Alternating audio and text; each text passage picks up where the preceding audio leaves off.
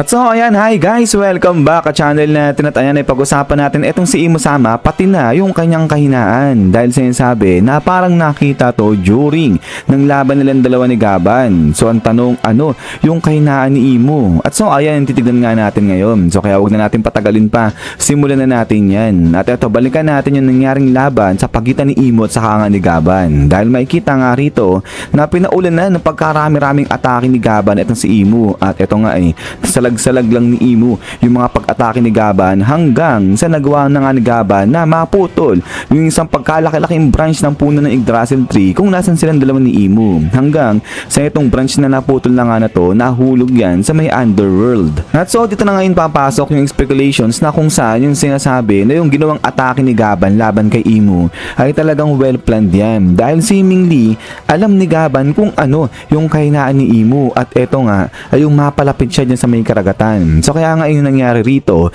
na naputol ni Gaban itong pagkalaki-laking branch na Yggdrasil tree ay hindi yan talaga basta-basta nagkataon lang. Sinadya ni Gaban na pabagsakin talaga o ilaglag si Imo-sama dyan sa may underworld nang sa ganun maging malapit siya kahit papano sa may dagat. Dahil alam natin diba yung underworld malapit yan sa may karagatan. At now na ngayon na nandiyan na malapit si Imo sa may karagatan, pwede na manghina dyan itong si Imo-sama. At kung matatandaan natin, maging yung mga elders natin, di ba, yung Gorosei natin, sinasabihan ito si Imo-sama na not to go down. So kaya ang sinasabi na possible kaya na yung kahinaan ni Imo-sama ay yung the more na nasa baba siya at malapit siya sa karagatan ay the more na mas humihina siya. So bakit ganun? So alam naman natin na itong si Imo-sama nakakain siya ng devil fruit na kung tawagin ay devil fruit mismo. At lahat ng mga devil fruit user, alam natin na kapag nasa dagat sila ay talagang mahina yan, wala nagagawa yan. At kung babalikan natin, ito yung pinakaunang-unang serye pa sa manga ng One Piece natin ay nabanggit ni Shang sa itong mga kataga na to.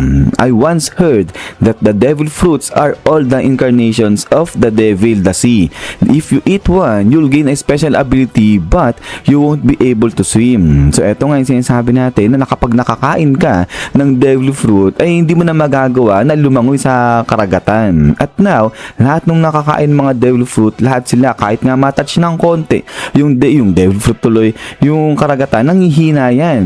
So ngayon sinasabi na paano kaya kung itong si Imo-sama mas malakas yung curse niya kumpara sa ibang mga nakakain ng devil fruit. So kaya nga kapag malapit lang itong si Imo-sama sa may karagatan, lubhang humihina siya. At mukhang etong araw yung paliwanag kung bakit na lang itong Holy Land o itong Marijua ay nandiyan mismo sa pinakatuktok ng red line kung saan talagang malayo sila at mataas sila dyan sa may karagatan. So posible kaya na sinadya nila yung ganitong disenyo na kung saan nilagay nga nila itong Marijua sa pinakatuktok nang sa ganun ay maliban pa sa matinding seguridad na makukuha nila rito kasi hindi basta-basta maaatake itong Marijua kasi nga sobrang taas nila. Pero higit sa lahat nang sa ganun ay hindi humina itong si Imo-sama at hindi siya mapalapit sa may karagatan. At then ay pagkatapos niyan is yan guys, so hanggang dito lang itong short video natin, itong short discussion patungkol kay Imo-sama at sa kanyang kahinaan. At yan kayo bagay sa tingin nyo ay possible kaya na yung kahinaan ni Imo-sama ay yung mas malapit lang siya sa may karagatan ay humihina na siya at ay yung pinakapunto rito yung mas malakas yung curse kay Imo-sama kumpara sa ibang mga devil fruit user na ayun nga kapag siya ay medyo malapit lang sa may karagatan humihina na kaagad siya unlike sa ibang mga devil fruit user na dapat parang matouch pa nila yung dagat tapos saka sila manghihina. At so kaya ayan, sa tingin ko medyo interesting din naman itong speculation na to. Kaya ayan, kung meron kayong mga komento patungkol rito siguro guys ay pa-comment na dyan sa baba. At ayan ulit maraming salamat sa walang sabag support sa channel natin. So ayan, so lagi mag-ingat. God bless nyo lahat at hintay-hintay lang sa next video natin. So kita-kits tayo ulit.